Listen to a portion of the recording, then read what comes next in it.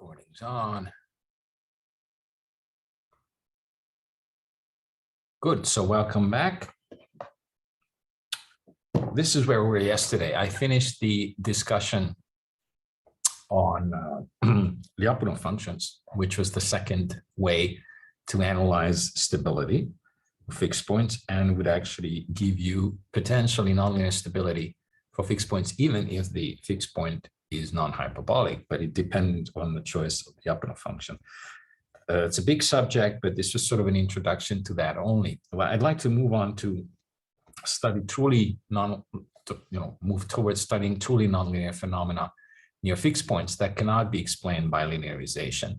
And the way to look for those is that we have to look at fixed points that do have degeneracies in the sense that they're not hyperbolic, because near hyperbolic fixed points, we know that in a small neighborhood, the system looks like a linear one. To set the stage for the study of generally non-hyperbolic fixed points as well, I started, and I accidentally deleted what I wrote yesterday, and I had no way of recovering it. So I just basically substituted that with the page from my master notes, which was this is practically identical to what I wrote yesterday. So this is about bifurcations of fixed points. And I'm setting up the stage to discuss general local nonlinear dynamics near a fixed point. We have a dynamical system autonomous at this point, but otherwise general, n-dimensional. I should actually say that here. So X is n-dimensional. The right-hand side is R times continuously differentiable, and this will play a role here. But R is arbitrary as long as it's at least one. So then we do have Lipschitz for the right-hand side, and the P is a zero of the right-hand side, so it's a fixed point for the system. So this whole thing is built around this fixed point that I assume to be there in the phase space. We know how to linearize the system at P. We just associate a system of equal dimension. Y is the deviation from the equilibrium point, so Y is X minus P. Okay, and the associated linear system I've seen, as we've discussed many times, it's just the one that uses the Jacobian of F at P as its coefficient matrix, right? So that's just an n by n Jacobian. I also wrote out the eigenvalues, which are generally complex. If a special case, they can be real. We have n of those counting multiplicities, and the corresponding eigenvectors are listed here. These are generally complex, except that when these eigenvalues are real, then the corresponding eigenvectors are also real. This also includes generalized eigenvectors in case the multiplicity, in that case, we say that the matrix is not semi-simple, which means that the algebraic multiplicity is larger than the geometric multiplicity. It's called semi-simple if the algebraic multiplicity of an eigenvalue for all eigenvalues is equal to the geometric ones, which would mean, I remind you, that even if there are repeated eigenvalues, you'll find enough eigenvectors for each and every one of them. An example of a class of semi-simple matrices is symmetric matrices, because symmetric matrices always have an orthonormal eigenvector basis, even if some of their eigenvalues are repeated. But it's a more general class, okay? Anyway, these are technicalities. The only reason I'm listing them is to give you an idea that what I'm going to discuss is completely general. So there's no restriction. This really applies to an equilibrium point of a general dynamical system. So what is it that really applies?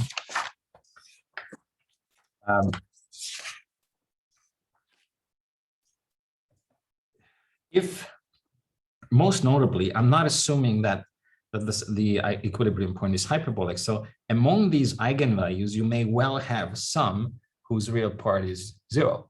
So I'm going to discuss these now in more detail as well. But before I move on to a nonlinear discussion, let's just see what's happening at the linear level. Let's just find structures in the linear system that are potentially interesting to continue in the nonlinear setting.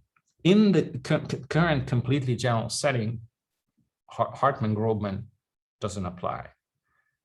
The Hartman-Grobman theorem, remember, says that if you have a hyperbolic fixed point, then basically what you see in the linearization carries over modulo a continuous deformation. That's not always good enough for our purposes, not strong enough, because it may happen that a stable, in principle, for all we know from Hartmann-Grobman, is that you see a stable focus in the linearization and the nonlinear system has a stable node, right? Which would not quite be satisfactory. Those two are topologically equivalent to each other, all right?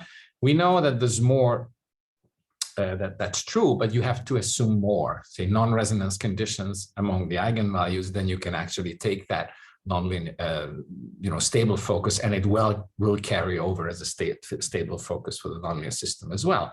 But I said focus, which is a hyperbolic fixed point. I'm not assuming that here. So this is about general fixed points. So what can I identify for a general fixed point? I can always define a few interesting subspaces.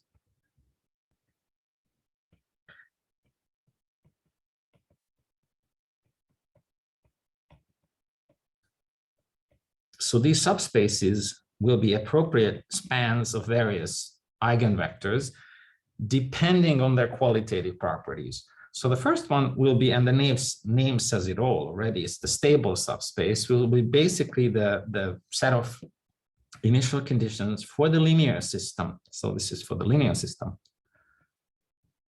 What was the linearized system? It's somewhere here. So that's like double star. So this is for the linear system. So it's the span of the eigenvectors that correspond to stable directions. Now, I'm in a general complex setting, so the eigenvectors might be complex, but remember, in that case, if we are working for a linear dynamical system and we get complex eigenvectors, they are not invariant directions by themselves, I said, right? But they would be actually if we worked in a complex phase space. But in a real subspace, what we do, we take their imaginary parts and real parts, and those span a two-dimensional invariant subspace within which you move. But you're not going to be that stable, that complex eigenvector doesn't live in our phase space to begin with, so I can't really work with it. What turns out to be the case in general linear systems theory, we learned that if we take the real part and the imaginary part of that complex eigenvector, which are individually real vectors, right? Then their span will be an eigenspace within which the linear system will have a motion confined to that space. So that's why I'm taking, generally speaking, the real part of the EJs and the imaginary part of the EJs. Okay, this is the span such that the real part of lambda j is less than 0. If your eigenvalue, so this is the span of the real and imaginary parts of complex eigenvectors corresponding to stable directions. Real part is less than 0, right? Now you could say, what if I have a real eigenvalue? So in fact, the real part of the eigenvalue is just the eigenvalue itself. No problem. In that case, these two would just give you 1. The imaginary part of the eigenvector will then be 0.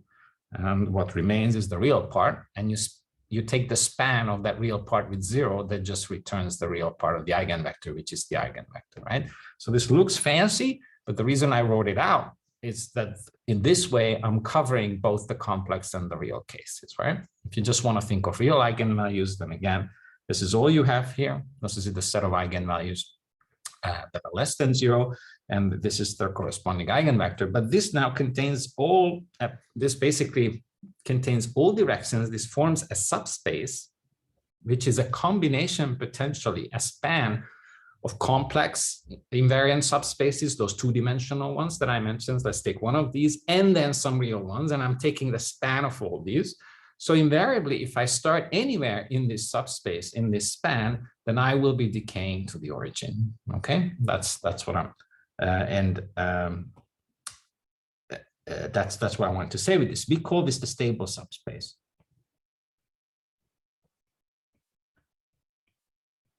Mind you that this may be empty if I have no eigenvalues on the left half of the complex spin, and this is actually empty. No problem, still well-defined, but empty. Then the next one is very similar in spirit. This would be the unstable subspace, and there would be no surprises here. It's just the span of the real parts and imaginary parts of eigenvectors corresponding to eigenvalues that are larger in real parts, in their real parts than 0. And no surprise, this is the unstable subspace. Same deal, it may be a combination of real and complex eigenvectors.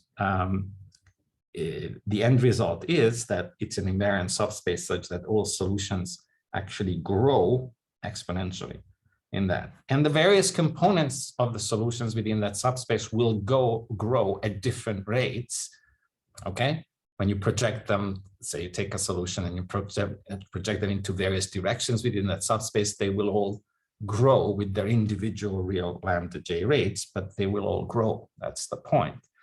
And since I'm not assuming that the equilibrium is hyperbolic, I also have the remaining eigen directions and eigenvalues. And I call this will be called the center subspace. And you'll see the motivation for this name. This will be the span again of the real parts and imaginary parts of the eigenvalues for which the real part is exactly 0. And the reason why it's called the center subspace is that the prototype eigenvalue that falls in this category is the pair of pure imaginary eigenvalues, in which case, the real part is 0, and there will be a real part of the eigenvector, and there will be a complex part, imaginary part of the eigenvalue, and there will be therefore a two-dimensional invariant subspace on which you're running in, I would say, circles, except that they're not exactly circles, they're ellipses, right? And that's center type behavior. Mind you, however, that it's not restricted to center type behavior, because you may also have simply 0 real eigenvalues, right? In which case, nobody is circling. It's just that these are neutral directions along which, so if this is really just real lambda j equals 0, then it's just basically the simplest case of one-dimensional eigenspace. No motion along this direction, which means it's filled with fixed points. And that one-dimensional eigenspace is spanned by a one-dimensional eigenvector, which would be right here, okay? There are higher-order degeneracies, in which case 0 is a repeated eigenvalue, okay, then this will be then a higher dimensional subspace. So those also occur. I don't want to go into those, it's a highly degenerate system, but it's covered, everything is covered, right? So that's called the center subspace. And these are fundamentally different objects in the linearization. So a few things to note that I made notes for here for myself, that the first one is that if you have EC equals 0, right, which is the center subspace is empty, then you simply have a hyperbolic fixed point.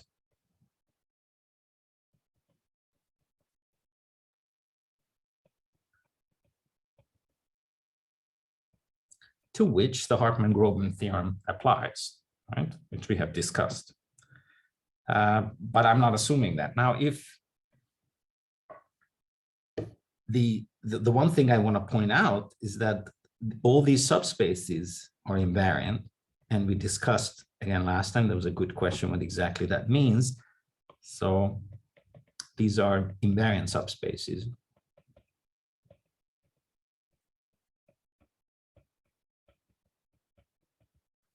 For what? For the linearized system. So they are planes, hyperplanes, if you will, although some say hyperplanes are planes who have just one dimension less than the phase space. Others say that hyperplane is any plane which is multidimensional. It's a multidimensional linear subspace. So either way, it's a multidimensional linear subspace is so that if you start in them, you stay in them, right? That's the case for the linear system. So you imagine that these subspaces, various dimensions, that they are sticking out of the origin, and within each such subspace, you have a very particular behavior, either decay or growth or neutral behavior. Okay, and the one thing that will be sort of important for what's coming is that solutions of the linear system, which is a double star, in ES, and then I'll say in EU in parentheses, which means that will be a qualified statement. So it's either true for ES or EU. what I'm going to make here. So in ES would decay to y equals 0 as either t goes to plus infinity or in parentheses t goes to minus infinity. So that characterizes them. And note that whereas this characterization for ES is quite natural because, hey, that's what stability is all about. As time goes to infinity, I go to the origin. You might think that this is not the most straightforward way of characterizing instability, because our natural inclination would be that, well, instability is, well, I go away from the origin, right? And that is certainly true for a linear system. Going away and growing exponentially in a linear system forever is the same as decaying exponentially forever. However, as we'll see in nonlinear systems, where you basically don't know what's happening to you when you're leaving this well-known neighborhood of the origin, these two statements are not equivalent. In a linear system, they are, because in a linear system, any behavior that you know to be there near the origin in a small set can be scaled up by a constant, right? In a linear system, you have a solution, and a constant multiple of that is also a solution. So you know the behavior in a small ball. In a linear system, you can take your magnifying glass and just basically scale it up, and there will be no surprises. That's not the case in a nonlinear system. That's why I'm already sort of heading in that direction, that I want a characterization of instability that I can meaningfully carry over to nonlinear systems. Okay, so that's just perhaps the only point to make here. So a question would be that there's these nice structures that really sort of govern the three types of behavior in the system, and a general initial condition, as in any linear system, will be the behavior of that, will be a linear combination of all these three behaviors, right? Because it's a linear system, you can, find the projection of that coordinate on the stable subspace, on the unstable subspace, and the center subspace, understand how those projections evolve in time separately, okay, and then add up the results, and you will be correct in predicting the final evolution of the linear system. So they play a fundamental role and basically give you a template as to what will happen. The question is, does any of this carry over to the nonlinear system? So the question would be, what happens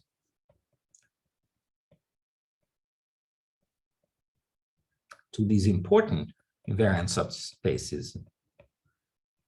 They sort of give you a template for everything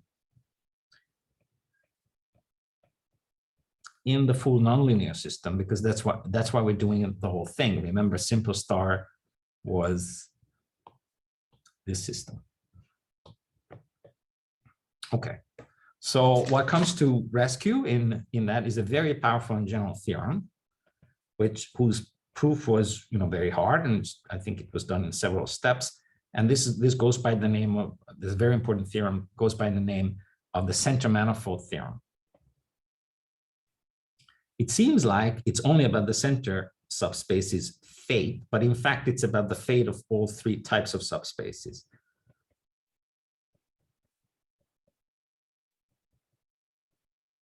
And if you want references as to where this is proven in detail, then I'll just give you Guggenheimer and Holmes,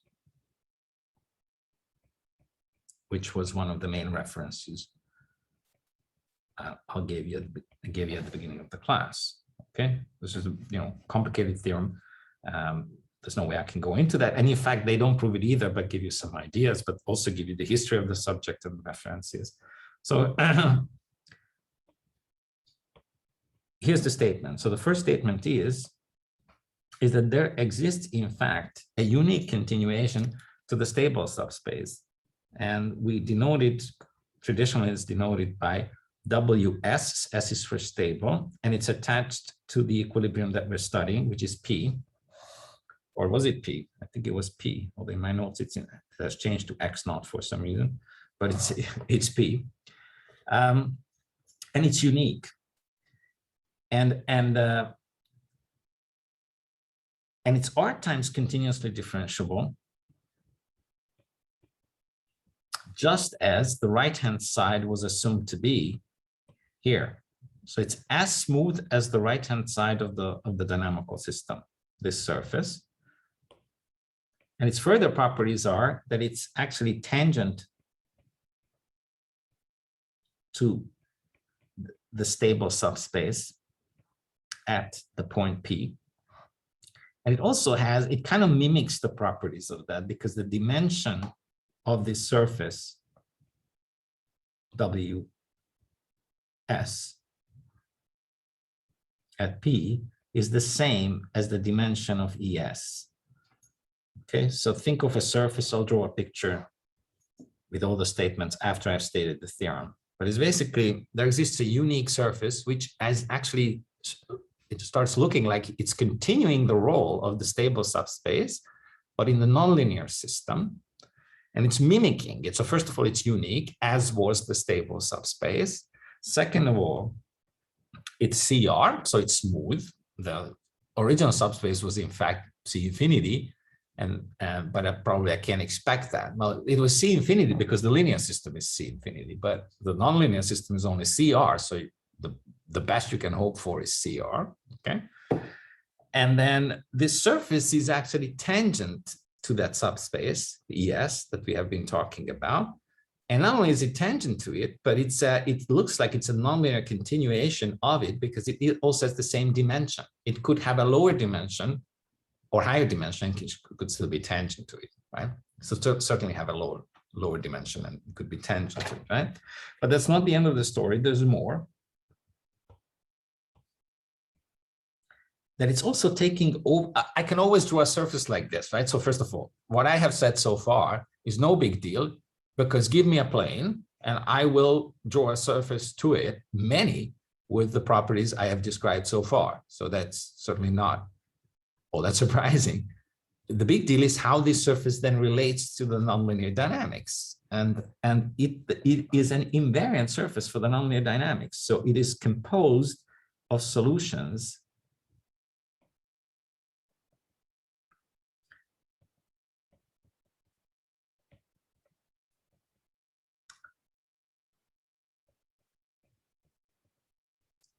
under the dynamics of star. I just sort of, it's a shorthand for that. So it's an invariant surface. So you start on it with a nonlinear trajectories that, mind you, you don't know, then you will be stuck to this surface, okay?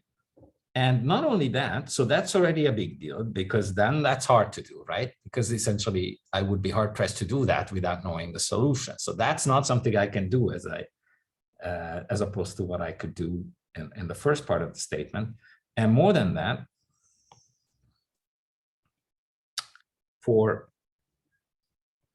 if I take a point from this surface, WSP, okay, then for any choice of that point, if I apply the flow map of the nonlinear system to that point, and I check the norm of the outcome, this is the good old absolute value, Euclidean norm, if you will, then the way it will behave, I don't know that exactly because I don't know the solutions of the nonlinear system, but I know that I will, or know from this theorem, this will be less than k times the exponential, and I open a larger parentheses here, of the maximum of the eigenvalues that have negative real parts times t, and for all t larger than or equal to 0. So what this means is that I draw a little diagram here, that if this is the complex plane here, my little cartoon of the complex plane. So this is the real part of lambda j, and this is the imaginary part of lambda j for the eigenvalues of the linearization. Then what I need to do to evaluate this estimate on the potential growth of the solution starting from a point on this surface, I need to look at the eigenvalue configuration, which I generally indicate here as such. And what will matter is the closest real part. I will only focus on the ones that are here, because I'm doing this maximization over lambda j's that lie in this part of the phase space, right? So I'm only focusing on this part. And I populate that a little bit more so that you will see my point. There's several of them here potentially repeated, but what's really going to matter is the real part that I find closest to 0, because that will be the max. These are all real negative real numbers, the real parts. I'm looking for the max. So whoever has the closest real part to 0 will enter this estimate. So what this is essentially the slowest decay rate that you will see in the linear system, the slowest decay exponent, but it's still a decay exponent. And what's wonderful about this statement is that basically select the slowest decay exponent that you see in the linear system, and that will actually do as an upper estimate for your decay. You know, there's this constant here that takes care of, you know, any difference between the linear and nonlinear systems, but it's a constant, okay? And this will be then a legitimate estimate also for the behavior in this surface, this WSP, which means that everything in that surface will decay to the origin because this is a negative number. And the decay rate can be estimated by what you have learned from the linear system. But this is now a nonlinear invariant surface, okay? And the name that we use for this WSP, the CR surface, we call it actually what I've already stated here in the title of the theorem, generally an alternative term for smooth surfaces in differential geometry, a modern term is a manifold, which I'm not going to define in more detail here. I'll do that in part 2 of this course. But here I'm just saying, you know, think of a manifold, anything that's a smooth surface embedded in some Euclidean space for the purposes of this class. So the terminology is then is defined I'll just put it down as a definition. It's called a stable manifold.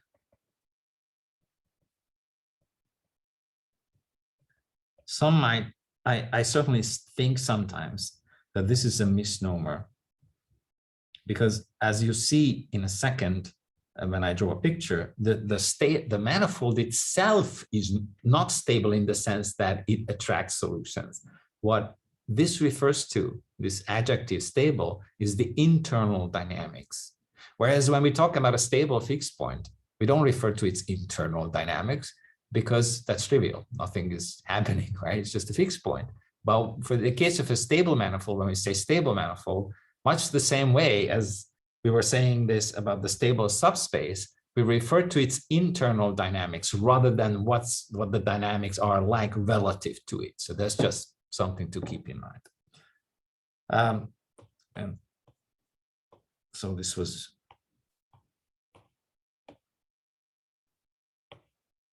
the first statement.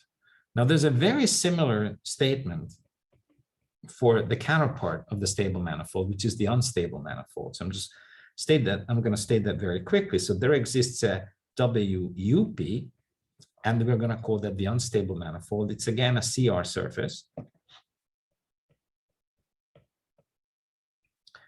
And lo and behold, it has the same geometry. So it's tangent to the appropriate linear subspace that we identified. So it's tangent to E unstable at B, and its dimension is the same as the dimension of the corresponding unstable subspace. So things are really looking good so far. It continues the unstable subspace in exactly the same way as the stable manifold does. But again, that's no big deal for me to draw a surface like that. Here comes its relationship with the nonlinear system. So it's invariant under, and I'm just abbreviating what I say in words, under the dynamics of star, which is the nonlinear system, or I could say under the flow map of star, or I can just say this is an invariant manifold, we just say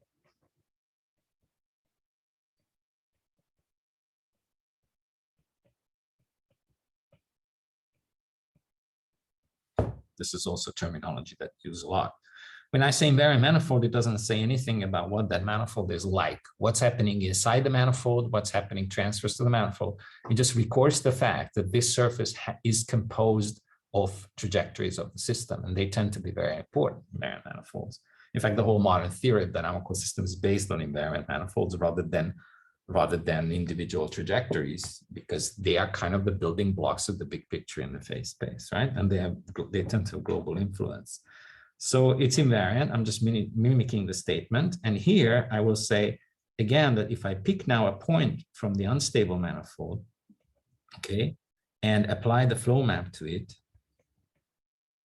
then I will have this estimate again, K exponent, but now I have to do something different. Again, I have my little cartoon here of the eigenvalues. And if I want to mimic the statement that I made for the stable manifold, now I have to account for the instability. So what I'm hoping to say, based on what I learned to be true for the decaying case, for the stable case, what I'm hoping to say is that this time is the other side of the spectrum that will be relevant somehow. The one that's responsible for instabilities, okay? Although, you know, I continue to have eigenvalues everywhere. And I'm sorry, I'm not reproducing the same picture as above, but it's meant to be the same spectrum. So this time I'm thinking this is going to be the relevant growth estimate, right? Because this is, in fact, the slowest growth rate in the stable subspace that I will see. This is a good lower bound for any growth that I'm seeing. So somehow I need to get to that. I need to have an expression for that, but I will need to focus on this part this time, right?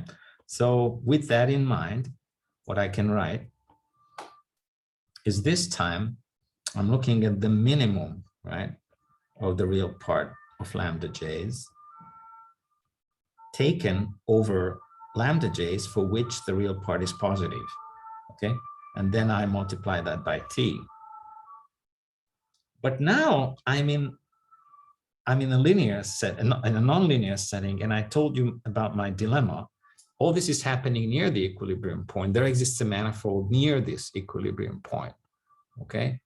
It would be unrealistic to think that the properties of the stable subspace, even though they carry over locally to the stable and unstable manifolds, they will carry over to the whole phase space. That's clearly not true. There will be other players, there will be other fixed points, and they have their own attached stable and unstable manifolds and subspaces, right? So for me to declare the asymptotic behavior within the unstable manifold for all forward time, that clearly cannot be right. What can be right is the alternative view, is that I'm actually talking about the asymptotic behavior in backward time, okay? So then I will say that this estimate is true for t less than or equal to 0.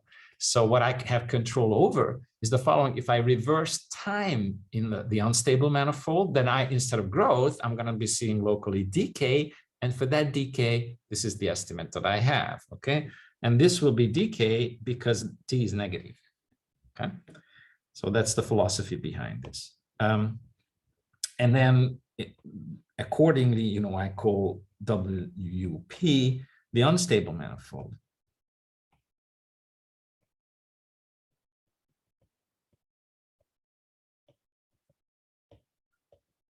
And usually, especially when there are multiple fixed points present, we actually we say the stable manifold of P, okay? And that I already had here in the notation. So I'm going to add that here as well. When there's only one fixed point under discussion, and this is not necessary, but very often we add this because a lot of the nonlinear systems that we care about have multiple fixed points, okay? Okay, and this is also an invariant manifold.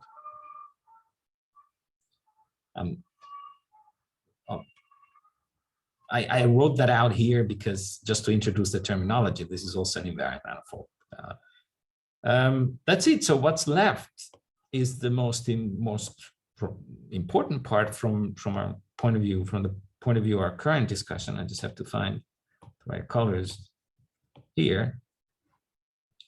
So what happens to the center subspace? So that's a similar but somewhat different story. So remember, the center subspace was kind of the headache subspace. which made it impossible for me to apply the Hartman-Grobman theorem, because the equilibrium, the fixed point, is not hyperbolic. So I cannot immediately say that things look the same way for the nonlinear system as the linear system. Or when I add the non-resonance conditions, I can strengthen that look.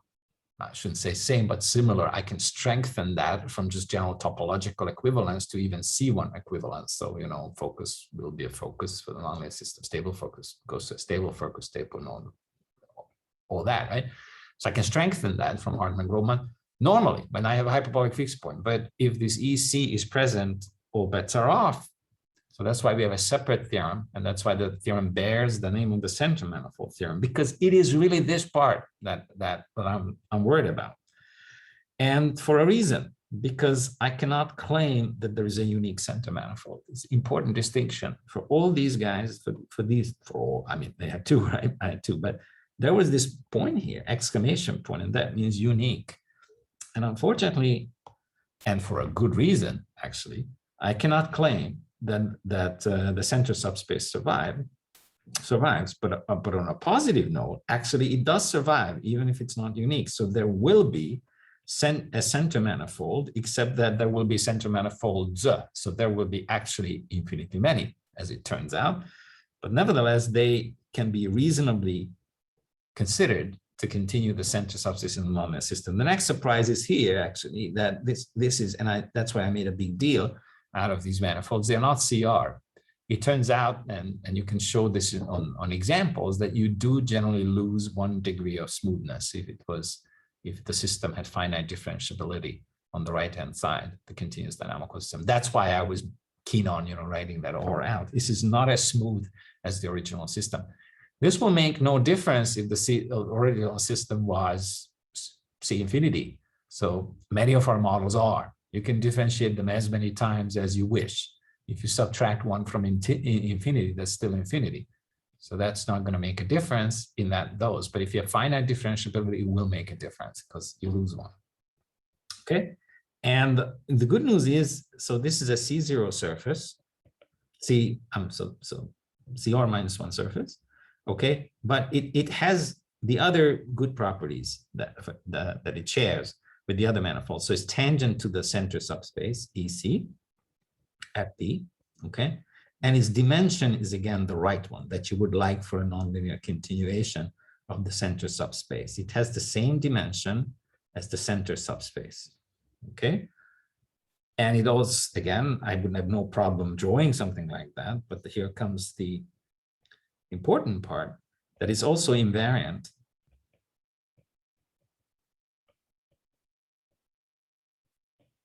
under the dynamics of the nonlinear system. So it's composed of trajectories of the nonlinear systems. And can I come up with a statement like this? No. That's where the story ends. Because that's precisely the reason why non-hyperbolic fixed points are a headache. Because I don't know what's going to happen when I add the nonlinearities. I don't have such an estimate. I certainly can't say that the trajectories will be, the flow map will obey an estimate in the sense that it's not going anywhere in terms of distance from the origin as they did in the linear system. I don't know. That's really where the nonlinearities sneak in and can fundamentally change the dynamics, because the linear analysis within the center subspace was inconclusive. It can go either way. And that's why I need to stop here. But this whole statement provides a vehicle, at least a way to kind of imagine the nonlinear system and build a picture. So the sketch of the geometry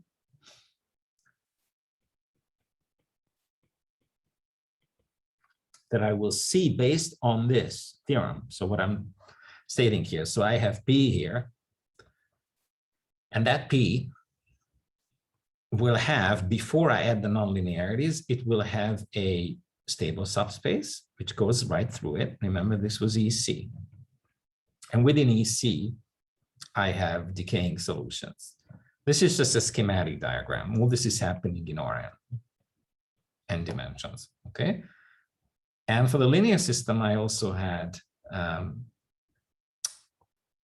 another subspace, say this one. I'm drawing it in the other direction, so it will not be in conflict with the rest of my drawing. So, sorry, not EC, that's ES I meant to say, the stable subspace. And this will be the unstable subspace. So I had growth in here, that's the linear part. And for completeness, I also had the neutrally stable direction in the linear part. There's no orthogonality implied here, although you might perceive this as orthogonal, or no, none of these are just subspaces of general orientation and the general dimension as well. So this is EC. And within EC, I'm not going to draw anything because that can be either a set of fixed points, or it can be a center, or in fact, it can even be weak algebraic growth, because if you have repeated zero eigenvalues, then you will have first powers of t, second powers of t, and so on. So will be the weak growth, or even potentially decay for these. So actually, if t multiplies it, there's no decay. So if you run it in forward time, it can only grow. So even in the linear system, when you have a really bad degeneracy, you have a center subspace on which you have repeated zeros, or you have repeated imaginary eigenvalues, and the system is not semi-simple. So you have to go for the more general solutions, t times sine omega t, t times cosine omega t, right? Then you will actually see growth there as well, but it will be much weaker. It will be algebraic in t, much weaker than the growth that you would see in the unstable manifold. So these are all things that can happen there, either oscillations or just dead zero. This can all be, EC might be just filled with fixed points.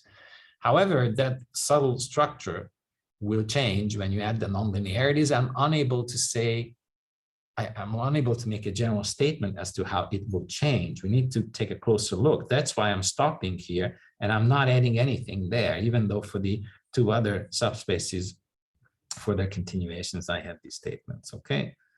So what is then the state? This was the linear geometry, so that, and that's why I'm not drawing an arrow on EC. What I have from the, in terms of the nonlinear geometry from the center manifold theorem, is that first I declared that ES can be continued, right? So there will be then an invariant manifold, which is something like this. This is W stable P naught, and within that I do have that decay estimate, and in fact it will be a very similar type of decay close to the origin. All this is only true, by the way, in a neighborhood of the origin. I cannot expect more. So this is something like that proverbial open neighborhood of the origin. I said before that this can actually be pretty small, but it's an open neighborhood in which I have these results. Now, something very similar holds for the unstable counterpart, except now I'm going to draw a different kind of tangency. This is a quadratic tangency, but nothing excludes the possibility of, say, a cubic type tangency, so that you actually pass to the other side. And in this one, I fundamentally have growth type behavior, but in forward time, see that discrepancy between the two manifolds, which this is technically also a manifold, and the plane is also a manifold because it's a smooth surface. But the unstable subspace and the unstable manifold, the distance between them will grow, and it actually can grow quite dramatically. So it can be the way I've drawn, or maybe it can be, that it can be really tight, whatever shape it has, or it can depart pretty quickly. If the nonlinearities have high gradients, if they are substantial, they grow fast, okay, then this departure will be rapid. But even then, I will find a small neighborhood, even smaller neighborhood, in which the two are practically indistinguishable. Same for the stable, right? Now, for the center manifold, I'm not so lucky to have a unique continuation. What will generally happen, and I need to use a green color, so I might have something like this, but many of those.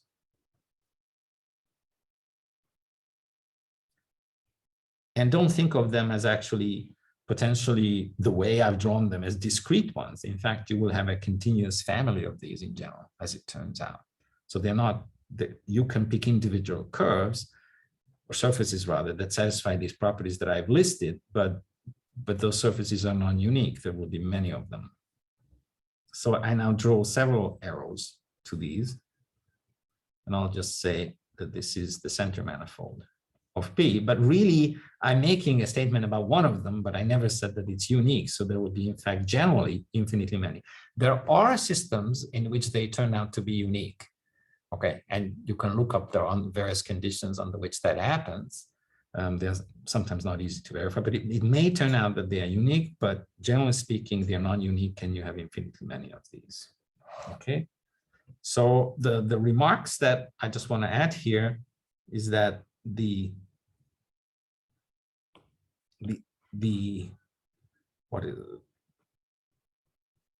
manifolds here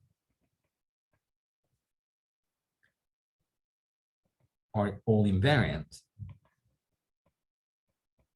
So let's not forget that. So even though I have a hard time actually associating an arrow with the green ones, we still have the property that if I start on them, say here, okay, then whatever I end up doing within them, I'm confined to them, right? And that's a big plus for each and every one of them. This arrow already shows what the invariance, or illustrates the invariance of the unstable ones. If I start on them, then I'm going to grow. If I start on the red one, I'm going to decay. Okay, so invariance is already implicit in this one, but I don't have arrows on these. But if I start in one of them, whatever I'll end up doing, I'll still be confined to them, as long, and I have that control over these manifolds, as long as they're within the domain of their existence. Now, after that, the trajectory is not going to split and go in two different directions either, right? I can take this finite piece and just act on it by the flow mapping forward time. It's going to advect it to something else. It's going to become super complicated, all right, in general. And in fact, if you persist that long, if I get to that in this class, these are actually the ones, the red and the blue, that turn out to be generically responsible for chaotic dynamics, precisely for the reasons that I have just mentioned. That even though they're pretty boring before you add the nonlinear terms, they're planes, but once you add the nonlinear terms, they're locally confined, but after that, they might do crazy things. And somebody's blue manifold might intersect somebody's red manifold. It turns out blue cannot intersect blue, but red, and then all hell breaks loose. Okay, that's just really the best understood example, mathematically proven example of chaotic behavior. So these guys are nice, they're well behaved locally, but once they get out, we lose sort of control over them, and they can cause a lot of, I was going to say trouble, but in fact, very interesting dynamics. Or chaotic mixing is actually beneficial in fluid flows. So in a lot of the mixing devices that people use, say in chemical engineering or in other settings where you want to achieve mixing fast as possible, and people want to create these types of manifolds so that they lead to efficient mixing very quickly. So chaos is not invariably bad. There are very positive applications of that. But I just wanted to give you a preview that these guys turn out to be very important for other reasons, global reasons as well. So along those lines, I wanted to add that their geometry is only known a priori near this fixed point.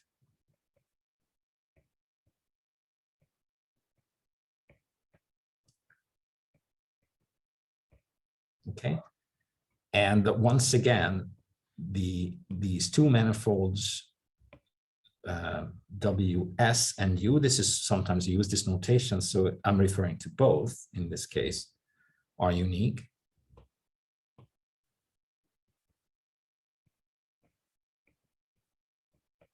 Okay, and once again, to reinforce in the context of this picture, WCP is generally not unique, but it could be. So got it. So I got this warning, which I somehow created for myself, sorry. is generally not unique. Okay. And also one thing about this is that the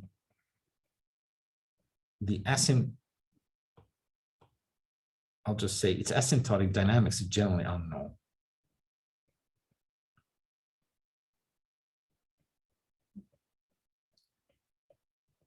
I'll just say dynamics is a priori, which means in this case that without further analysis. I'm not going to give up on this. I'm just saying that right now I cannot put an arrow on it the way I've put arrows here. I just don't know what's happening there a priori.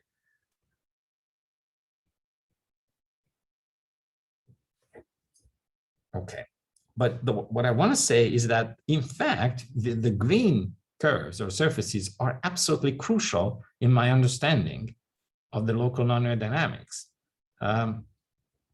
especially when the blue curve is non-existent. So in fact, you know, I did linearization and I found that there's no unstable eigenvalue. So for all I know, this equilibrium point could be stable, unstable, and the like. When there is an unstable eigenvalue, okay, then I have already proven instability anyway, because look, there's the green or there's the blue curve, which causes instability.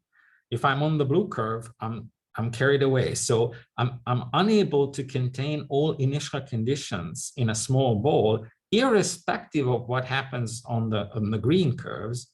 Even if I actually end up getting stable dynamics in the green curves, and I do have a priori stable dynamics in the red curve, the initial conditions on the blue curve invariably get out. And remember, for stability, it's enough if one initial condition gets out. So that's it.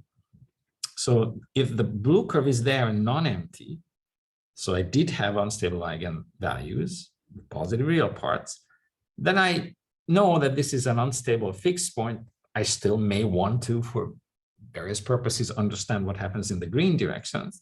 However, when the blue curve is not there and I only have stable directions, then it's absolutely crucial for me to understand what happens on the green surfaces. Okay, so I will say that the overall dynamics, overall nonlinear dynamics,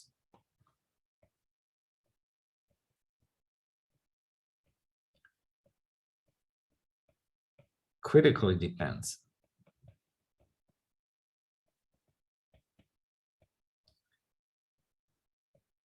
on the dynamics within the center manifold, especially when I'll just say that, especially when the unstable subspace was the empty set to begin with, right? So then there's no unstable manifold either.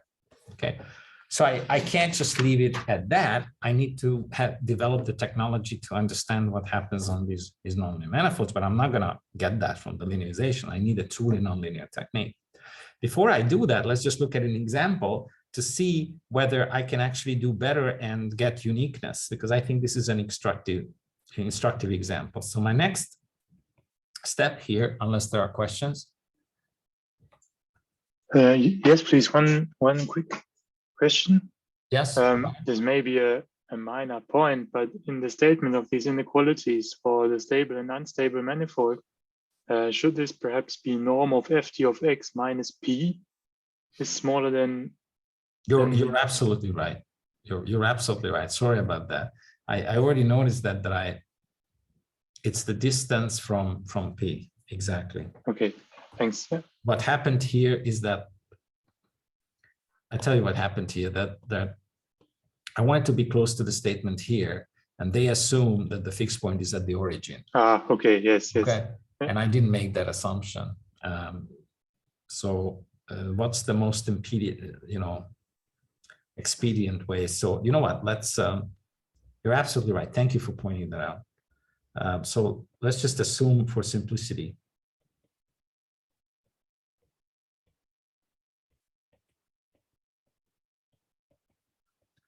that P is equal to 0. And this is no loss of generality because you can shift the fixed point by changing coordinates to 0. But thank you very much. This could indeed be very confusing. And you after a while you're blind to these, because I'm so much focused on explaining what this is all about that I don't even know what is the most elementary problem. Thank you for pointing it out. Okay, so the center manifold itself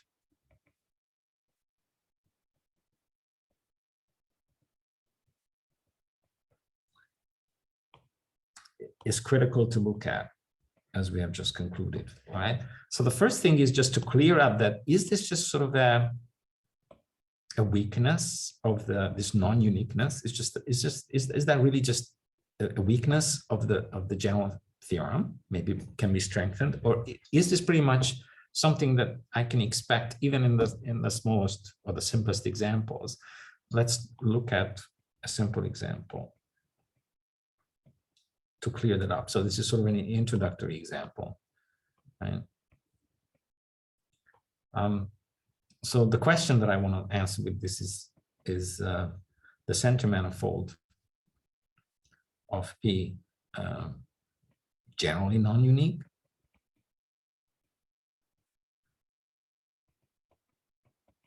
So if I just sort of throw out a little example, I also do this to kind of understand that when if it is non-unique, in what way is it non-unique? What can I expect? If I look at this system, then it has an equilibrium point at x equals 0. And when you linearize at x equals 0, you just get a 0 eigenvalue, right? Because the linearization is 2x. This is a one-dimensional example, however, so it has no other directions. So when I add one more direction, which is clearly simply stable, I have decay in this direction.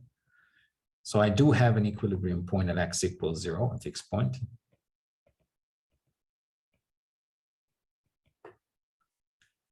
Xy equals 0, 0.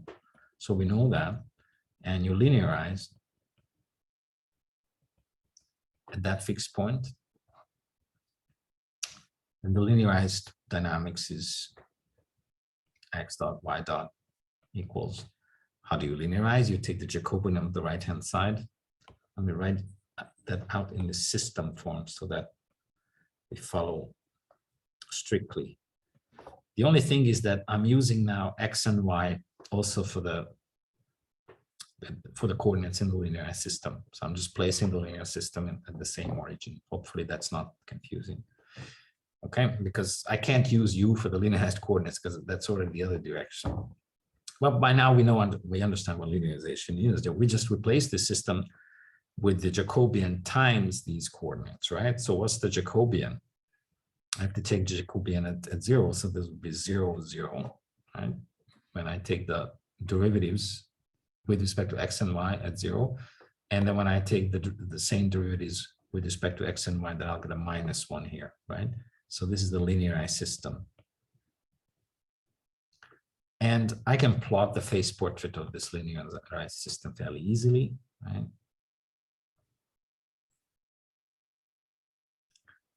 See, just to write out the equations, it's x dot equals 0 times x, 0 times y. So x dot is just 0. So that means that the corresponding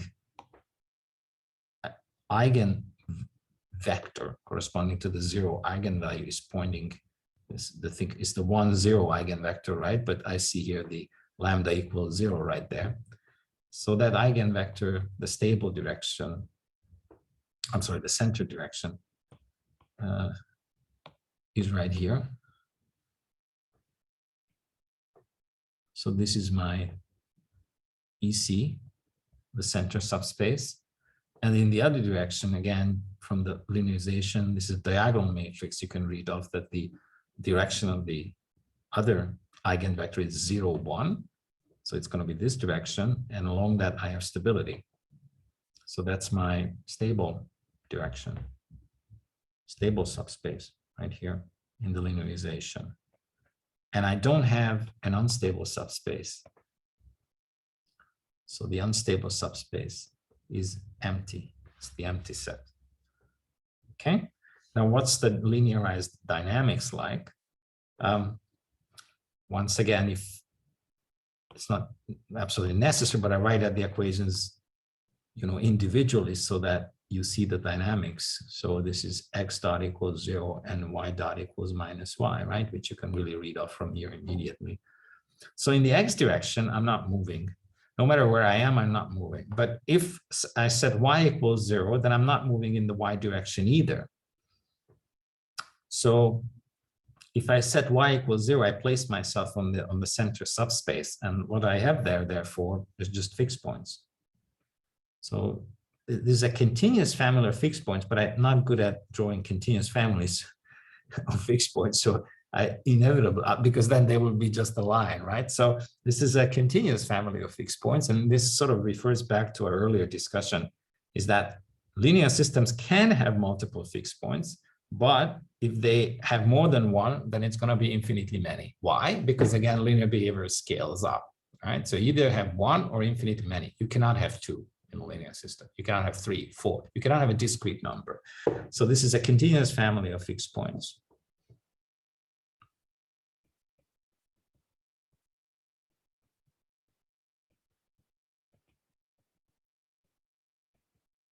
Okay. And in the transverse direction, what you do, if you pick an initial condition somewhere here, then again, x dot is 0. So that's initial condition is not going to move in any direction. It's not going to move in the horizontal direction, but it's going to decay vertically, exponentially. All right. So the way to draw this phase portrait is that to each and every fixed point here, I can draw a vertical line. I'll just do a few of those. And along those vertical lines, I'll be decaying exponentially. So these vertical lines are sticking out of fixed points, which are completely mimicking the role of this other fixed point. Each and every fixed point here will have a center subspace attached to it and will have a stable subspace attached to it. The same way the origin does. So I have the same dynamics here. All of them. Okay, so this is what the linear system does. Infinitely many fixed points, and each has a center subspace and each has a stable subspace. None of them has an unstable subspace, and this is the dynamics in the linear system. Now, for what is the nonlinear dynamics? So this is the linear dynamics. Okay, so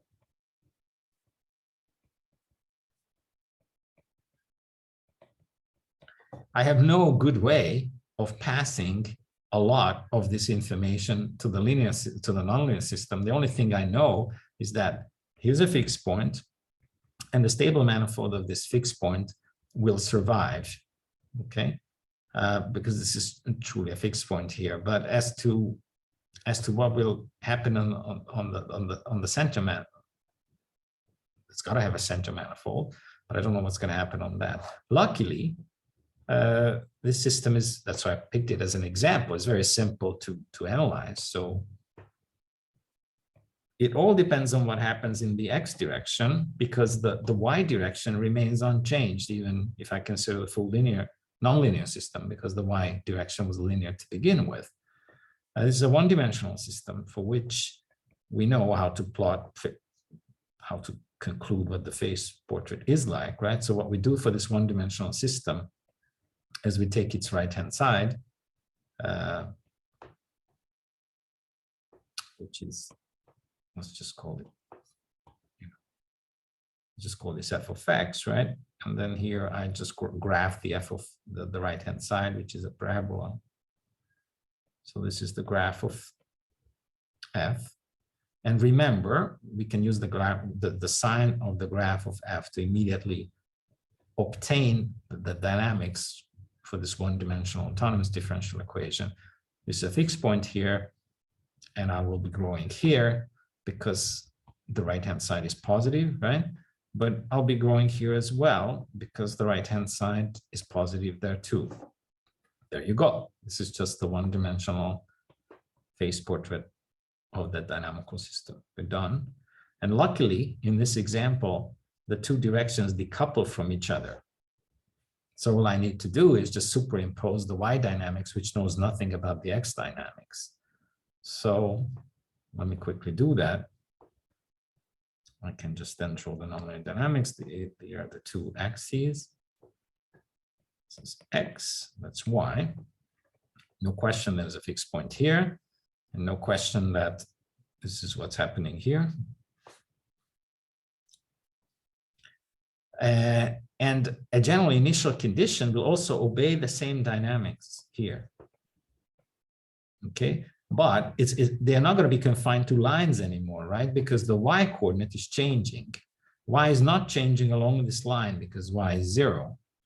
But if I pick an initial condition here, whereas its projection will be doing what I'm doing here, but the y coordinate will be decaying. If you use that knowledge, then general trajectories, let me get a different color for them, we'll do something like this.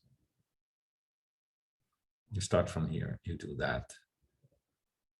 If you start a little further away, you do something very similar, and you're, I don't mean to show any intersection, but you're asymptoting down to the x-axis, okay? Now what happens on the left-hand side is very similar. You start from here, you're asymptoting down, except that here you will not be able to go through the axis, the y-axis, because that would violate uniqueness. So you have to slow down. So you're converging to that equilibrium point. Not doing a good job in terms of expressing that, but you have this accumulation of trajectories, okay? Okay. And along this one line here, I know the dynamics. That's what I have figured out, right? So that's just the invariant line. I'm just draw a few more of these.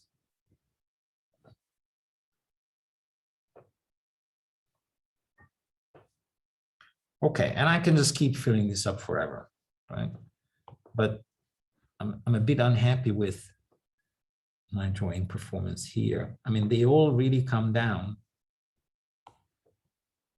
And at some point, they're not going to intersect that axis, but they become indistinguishable from it, right? So they really do something like this.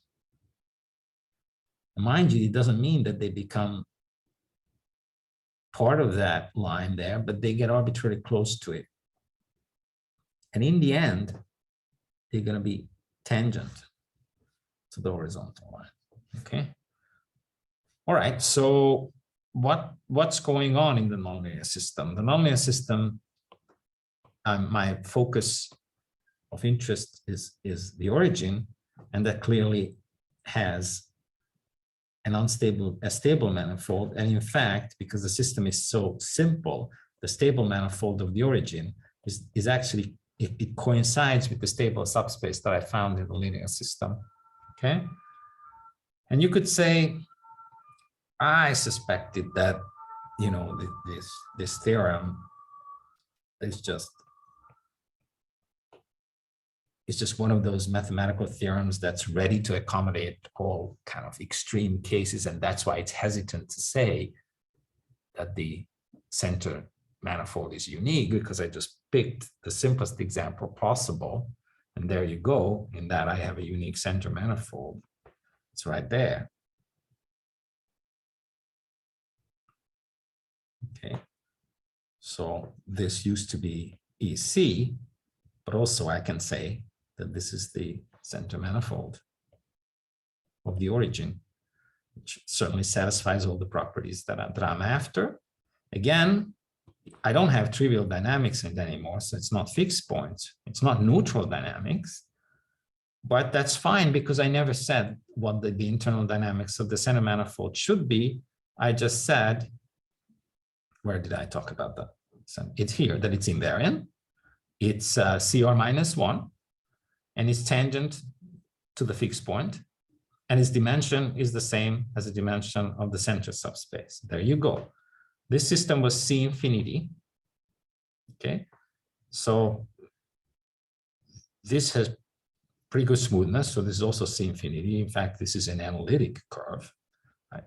It coincides with its own Taylor expansion, which is y equals 0. It's as good as it gets. So I've already exceeded almost expectations, except that no, I mean it was you could conclude C infinity, not analyticity, but C infinity. Fine, so that's good. It's tangent to the center subspace here at the origin. Actually, even away from it, it's tangent. Okay, its dimension is the same as the dimension of the center subspace. Again, no wonder, because they coincide. It's invariant, because if I start on it, I stay on it, right? And it's unique. There you go. Is that really so then? Is it really so then that the center manifold theorem could be strengthened already on the simplest example? So that maybe with some, maybe I'm too worried, and maybe I should really, under reasonable condition, make this unique. If the reason I'm looking at this example, that you will find that if you take a closer look, that already here the center manifold is non-unique, because any such curve also satisfies the exact same definitions. All of these. Just look at them. They are tangent to EC at the origin here. They are invariant. They have the same dimension as EC. And they're CR as well when you go after them. In fact, each of them are going to C infinity. So all these are in fact center manifolds. They all satisfy the properties of what I have described for the center manifold. So not these, because they don't, these are not tangent. These are not, because they're not tangent to the origin here. But I can just take any of these, and why don't I do that? So I can just draw this curve, which starts from here. It doesn't coincide with the vertical or the horizontal axis, but it runs into the fixed point tangent to that, and then I just continue it as a straight line. Okay, any of these are in fact center manifold. Same on the other side.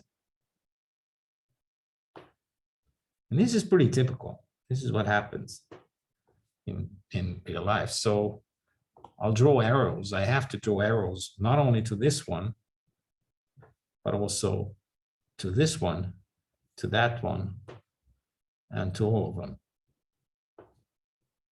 All of them are center manifolds.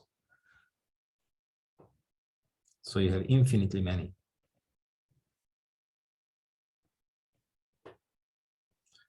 Manifolds satisfying the defining properties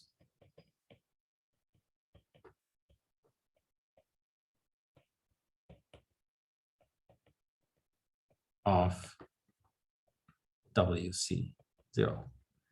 You could argue, and it is true, that there's, at least in this example, this is not known generally, but at least in this example, there's a unique smoothest one. How do I know that? Any ideas?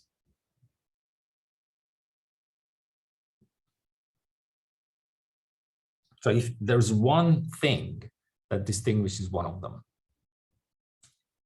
and that's the following thing. Look at this line. It's flat, and we know it's an analytic function. Y equals 0. That's an analytic function. How do I know that? I Taylor expand that function, the identically 0 function of y, and it coincides with its Taylor expansion, which is identically 0. Hence, by definition, it's analytic. Now, look at these curves. They're guaranteed to be, all of them, CR minus 1, but R is actually infinity. So these are individually, and you can check that, they're individually C infinity, but they're not analytic. How do I know that? Well, if they were analytic, then first of all, they would have derivatives up to any order at this point, and I could just calculate that derivative from one side. And that side, if I calculate it from here, tells me that that derivative is 0. Okay? So then what is the Taylor expansion of this curve at that point? Any of these curves. Amazingly, they all have vanishing Taylor expansions, because any term, any derivative at that point for them would be 0. Okay, we know that because from this direction, you know, if the derivative exists, then I can calculate it from this direction, one-sided, and it exists. So any legitimate Taylor expansion for these guys have all 0 terms, and I can do that expansion up to any order because they are, the original system was C infinity. So the curves, the standard manifold theorem tells you that these are C infinity minus 1, infinity minus 1 curves. So they are C infinity. Okay. However, there's no way that that Taylor series would converge. Why? Because you have the Taylor expansion 0 times x, 0 times x by blah, blah, blah. If this converged, then it would give you identically 0. Therefore, they could not be curved. But they would, in an open neighborhood, they would have to be flat. So this is a really interesting example, simple example between the distinction of C infinity and analytic. So these guys have a formal Taylor expansion, all zeros. And this guy has not only a formal, but a convergent Taylor expansion. And you see the difference, okay? So these are C infinity, but not analytic. And this is C infinity and analytic. Analytic is a higher smoothness class than C infinity, because C infinity functions formally admit a Taylor expansion, no problem computing it, but I don't know if it converges, and it doesn't, this one doesn't. So this particular curve here is actually analytic, the others are just C infinity. But any finite Taylor expansion will see no difference between them. That's the interesting thing. This shows you, however, that in the simplest example, the center manifold is non-unique. And it also shows you that it would be very important to understand what happens on these curves, because in the remaining directions, I already have stability. So everything hinges, my understanding of the dynamics here hinges on what happens here. Now, it so happens that the system was so simple that I can actually read off the dynamics on the center manifold, right? On all of them. What is that dynamics? Well, it's this one. I'm growing in this direction. I'm also growing here. So what is the overall dynamics then? Instability, right? Because even though if I look at this half of the plane, then everything in that half of the plane converges to the origin, even this line. However, stability is about the properties of initial conditions on a whole open set around the origin. And then if you start looking at that, then all these trajectories are running out. So the equilibrium point, the fixed point, is unstable. So xy equals 0, 0 is unstable. But I'm only able to conclude that because the system is so simple. When you have a high dimensional problem, you need to have tools to decide what's happening on the center manifold. So that's what I'm going to get to. So in general,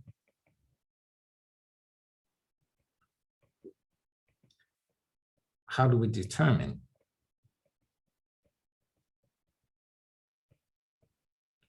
You see, it's absolutely crucial to see what's happening on the center manifold, especially in cases like this, where the main directions are stable. How do we determine the dynamics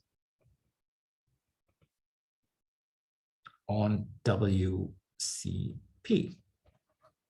That's a big question. Luckily, there's a procedure for that, which is systematic, can even be automated. So it goes by this, like this. So just consider the full system. And in order for me to now, I will have to split coordinates in different groups. And for that reason, I move away from my notation of X, and I'll just consider the dynamic variable to be Z. This is my big original dynamical system. It's a real dynamical system. So I assume that it's real, but it's n-dimensional. And I assume that I have a fixed point now at the origin. I have shifted the origin if need be. And this n, which is the total dimension, I assume that it comes from two factors. It comes from the center directions that I have plus the rest, d. And c is the number of center directions at the fixed point that I'm looking at. And D is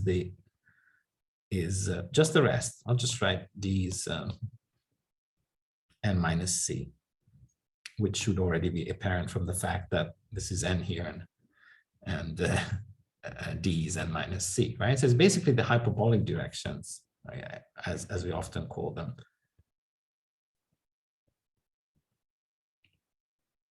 The number of those. Okay, so that's my setup. It contains everything. Now, I then go ahead and in fact write out the linearization from which I have sort of already concluded this, because this partition of n into C, the number of center directions and number of hyperbolic directions, is based on the linearization. But what was that linearization specifically, so that I can talk about it? It turns out that I don't need to write out all details of that linearization. I don't need to, say, diagonalize the linear system. It's enough if I just block diagonalize it.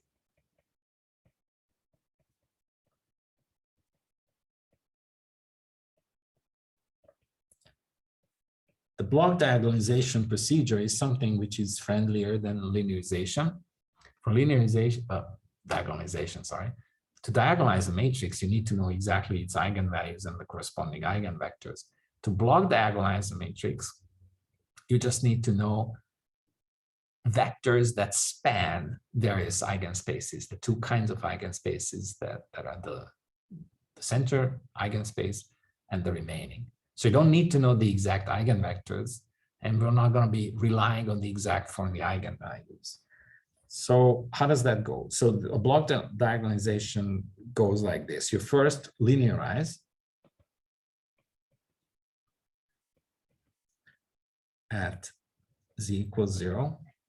And that's not hard to do, right? You just rewrite the equation again using the same variable. I can use the same variable because it's the deviation now from 0, given that the fixed point is assumed to be at 0, which I can always achieve by translating a non-trivial fixed point to 0.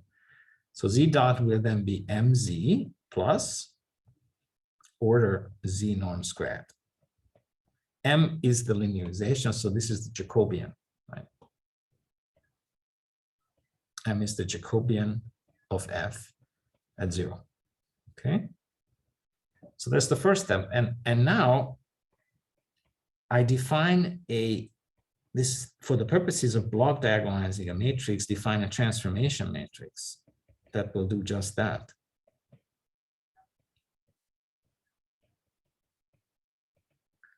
And that transformation matrix will be assembled from column vectors that span the center subspace. And again, these can be arbitrary. They don't actually have to be eigenvectors corresponding to the center subspace, but any set of vectors in that subspace will do. So this is, I underline these because I want to emphasize that these are vectors, column vectors up to C. And what they do, they span, they form a basis. Let's just not only span because there's more than this. I want them to be linearly independent. So they form a basis in EC. They don't even have to be an orthonormal basis. They don't even have to be an orthogonal basis. They just have to be linearly independent vectors in EC. Up to me, what I choose. That's a good thing. Why am I doing that? Well, imagine that maybe EC is related to complex eigenvectors, right? And I don't want to work with complex vectors in my real space. And I don't have to bother finding even the more. As long as I know what that invariant subspace is, I can pick a set of basis vectors in there. I don't have to care about even normalizing them orthogonal. They will do, as long as they span that subspace. So I have C of those because the dimension of that subspace is C. And then for the rest, I do the same. So for the remaining D directions, which mind you is a mixture, D is the number of stable eigenvalues, that is eigenvalues with negative real parts, plus the number of unstable eigenvalues with positive real parts, right?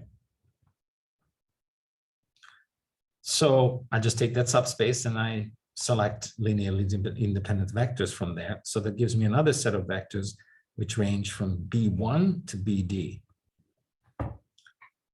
And when I do a linear transformation, the result of that, if I set it up this way, as we learned from linear algebra, if I then say, you know, old variable or current variable is t times the new variable, also n-dimensional, right? If I set it up like this, which we learn in linear algebra, then I'm transforming the coordinates in a way that the first c components of this new variable psi will be coordinates in this subspace, and they will be measuring distance along A1, A2 up to AC, and the remaining d coordinates in this column vector C will be coordinates with respect to these guys. That's what we learn in linear algebra. So when I perform that change of variables, how do I change variables like that for an ODE? Well, I differentiate it, right? So I take this and differentiate it, and that gives me z dot equals t doesn't depend on time, so that just t times c dot, and the end goal is for me to obtain an ODE in the c variables, so that's going to be t inverse z dot. How do I know that t is invertible? Well, these have been picked as linearly independent vectors. They are a basis, okay? And these are also linearly independent in a basis, which has nothing in common in this space. Those are these two subspaces only have one intersection, that's the 0 point. So they're linearly independent subspaces, if you will. They span together the full space. So this is then invertible because all of them are linearly independent from each other, but also these are then two subspaces with no overlap other than 0. Okay. So then I use the equation which I have for z dots. I plug in t inverse mz, right? I'm using this equation here. And then I have to multiply the order z squared terms with t inverse. T inverse is just a bunch of numbers. They don't depend on z, so that's not going to change the order. Except that I, instead of, did I do this right? M's, okay, I'm still okay. Plus order z squared. And there's one more step then, that z is t xc. So I just have t inverse m t xc plus, and since there's a linear relationship between xc and z, t is order 1. If this was order z squared, then that's the same as order c squared. In other words, quadratic terms that are quadratic in z will yield quadratic terms in xi after such a homogeneous linear transformation. Okay, and this is the usual well-known formula for the representation of m in a new basis, and that basis is just right here. So this is just m in the new basis. And that basis is A1 up to AC, and then B1 up to BD. Okay. However, these were not eigenvectors. So nothing stops me from picking the eigenvectors if, say, all of them were real. Then I could just use the eigenvectors here. There would be no problem. In that case, what I would get here is a diagonal matrix. But I did not use the eigenvectors. Instead, I was simply using basis vectors from those subspaces. So what the result will be is that the resulting matrix M, which I can call M tilde, will not necessarily be diagonal, but it will be block diagonal. So M tilde is block diagonal, which means that it will have this general form M tilde equals, and it will have a C by C block up here, which is non-zero. Then I will have a 0 here, 0 of appropriate dimensions. And here I will have a D by D block, which is non-zero. So this is C by C. Let me clear that up a little bit.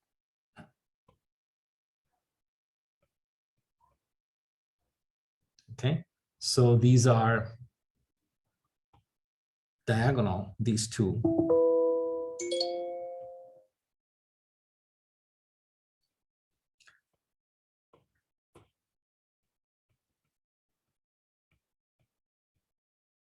if EI, BI, BJ were eigenvectors. And I can do that if they were real, right? But otherwise, if I want to create a real block, simplified form without using complex eigenvectors, then these are simply just matrices that have generally non-zero elements. But the advantage is that these two parts at linear level, I have decoupled the system into two subsystems. They don't talk to each other. So if then, and that's my last point here, that if I split the C variable now into X and Y, and X is C-dimensional and Y is D-dimensional, then what I have obtained here, rewriting this equation that you have here, is X dot equals sum matrix AX plus FXY, and Y dot equals sum matrix BY plus GXY. So the two systems that I have obtained, one is aligned with the center directions, one is aligned with the rest of the directions. And the at linear level, they don't talk to each other. See here, because of the block diagonal nature. But this term here just contains general products that are quadratic. Therefore, I can account for these terms as two nonlinear functions of x and y, f and g, which have coupling in it. And the advantage of this form is that at linear level, I have decoupled the two directions, and I'm only introducing a coupling at the nonlinear level. And this is where I'm going to continue from, because I'm on my way to actually figure out the mysteries of center manifolds, to have an algorithm to construct them and find the dynamics on them. But this was a preliminary important step as a setup for that computation. Questions, if any?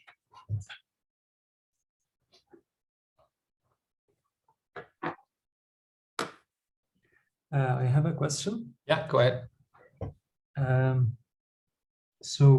Yes, my question has to do with the case in which we have an eigenvalue equal to 0. Mm-hmm. So in that case, from the implicit function theorem, we cannot say from that alone that the fixed point survives upon a perturbation. Right. But nonetheless, we are including it in the center subspace. And through the center manifold theorem, we're saying that this manifold will be tangent at P. So this means that P survives also for the nonlinear system? That's a good point. So in general, by the center manifold theorem, we cannot indeed conclude that, because if I just look at the eigenvalue with the linearization of the Jacobian, we're allowing for, just as you say, for the presence of a zero eigenvalue. So the implicit function theorem indeed cannot guarantee that it survives. Now, in this particular statement, however, tells you that the equilibrium point in this case should survive, as far as I can tell, because the distance from P, according to these estimates, is decaying exponentially, right? So when you start in the stable manifold, right, then you're decaying down to the origin exponentially, okay? So that will then survive. But in fact, if you look at my current formulation, when you add the nonlinear terms to a system like this, the equilibrium point will always survive.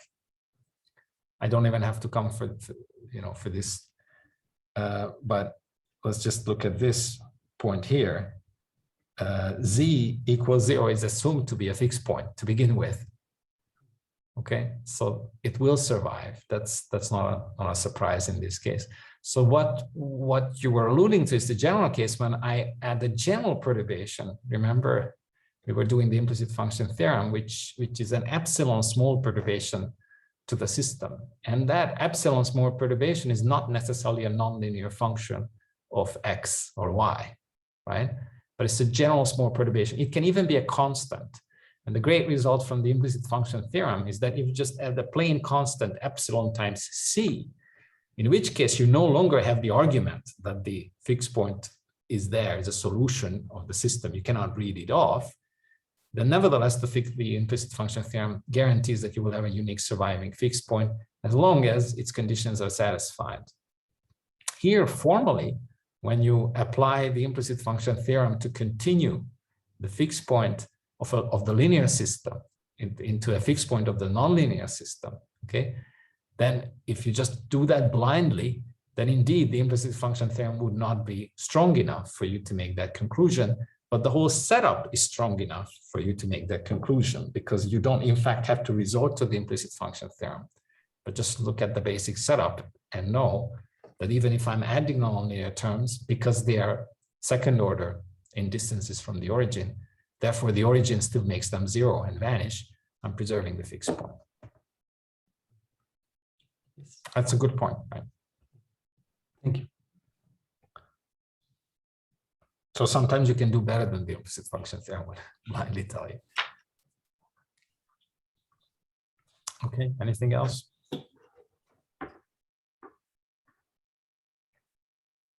Okay, looks like we're done for today. I have to run anyway. So I'll see you next week. Enjoy the rest of the week.